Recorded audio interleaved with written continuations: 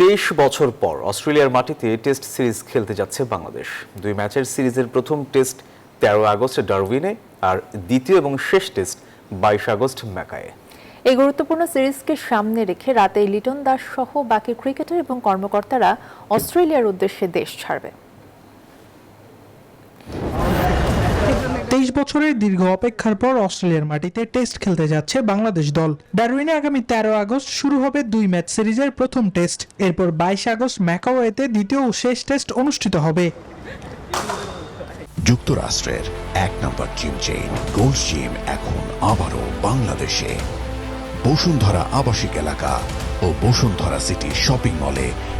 23 বছর পর এই সিরিজ নিয়ে রোমাঞ্চ থাকলেও সিরিজ শুরুর আগেই চোটের কারণে বড় ধাক্কা খেয়েছে বাংলাদেশ দল। সাইড স্ট্রেন চোটে পুরো সিরিজ থেকে ছিটকে গেছেন দলের তারকা পেসার নাহিদ রানা। 2 ম্যাচের এই গুরুত্বপূর্ণ সিরিজকে সামনে রেখে শুক্রবার অস্ট্রেলিয়ার উদ্দেশ্যে উড়াল দেয় টাইগারদের প্রথম বহর। প্রথম টেস্ট শুরুর আগে অস্ট্রেলিয়ায় পৌঁছে কন্ডিশনের সঙ্গে মানিয়ে নেয়ার প্রস্তুতি শুরু করবে বাংলাদেশ দল। আবরার আল দাইয়ান, নিউজ 24।